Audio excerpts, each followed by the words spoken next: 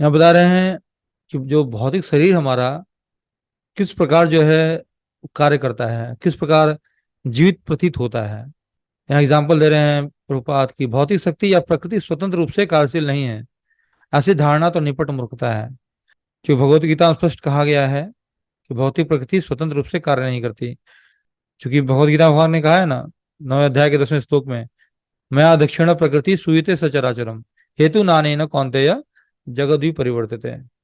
यानी कि जो हमारा शरीर भी है, अगर दिखता है आपको कि ये शरीर कार्य कर रहा है, तो कार्य क्यों कर रहा है? क्योंकि इसके अंदर आत्मा है, चेतना है।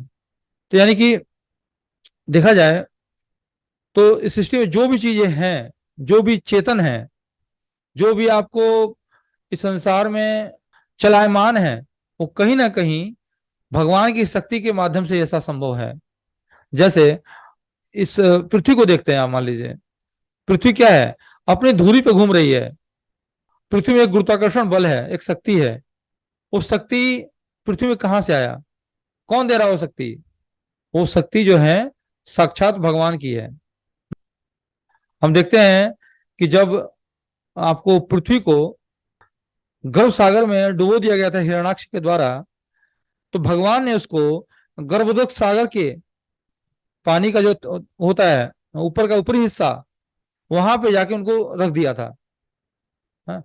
तो जैसे ये अभी जो आपका पूरा ब्रह्मांड जो दिखता है हमारा, वास्तव में वो क्या है? गर्भ सागर के अंदर अंदर है वो हमें गर्भ सागर दिखता नहीं क्योंकि वो दिव्य है। और वहीं पे पृथ्वी रखी हुई है और पृथ्वी वहीं घूम रही है।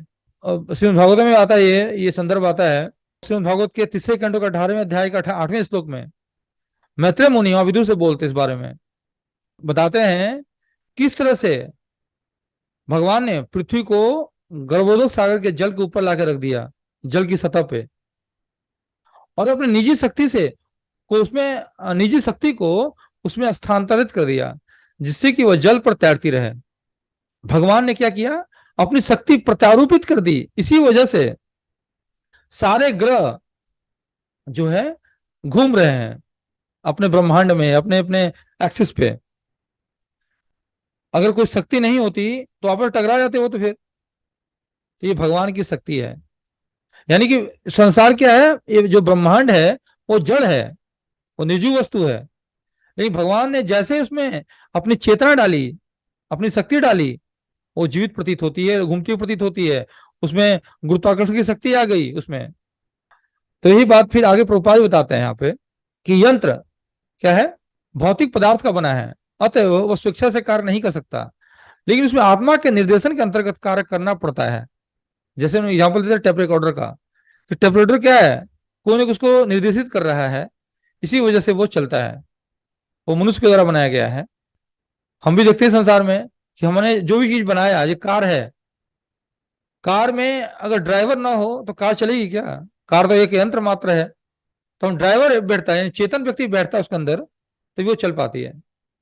इसी प्रकार हमें समझना चाहिए कि ये दृश्य ब्रह्मांड, जिसे हम प्रकृति कहते हैं, एक विशाल यंत्र है, और इस यंत्र के पीछे भगवान या कृष्ण रहते हैं। यानी कि यंत्र है ये संसार भी, ये ब्रह्मांड भी, उसे भगवान अपनी चेतना डालते हैं, अपनी शक्ति देते हैं, इसलिए वो जब प्रत्यारोपित हो जाती है चेतना उस उस यंत्र में, तो चल पड़ती है। आप कह सकते हैं फिर रोबोट क्या है? रोबोट क्यों चलता फिर? क्योंकि वो भी एक यंत्र है, उसमें भी मनुष्य जो चेतन है उसकी बुद्धि लगी हुई उसमें, इसी में चल पाती है, इसलिए चलती है। वो चाहे, मनुष्य चाहे उसको फिर डिसेबल कर दे उस चीज को, उस यंत्र को, तो फिर वापस वो कार्य करना बंद कर देगा।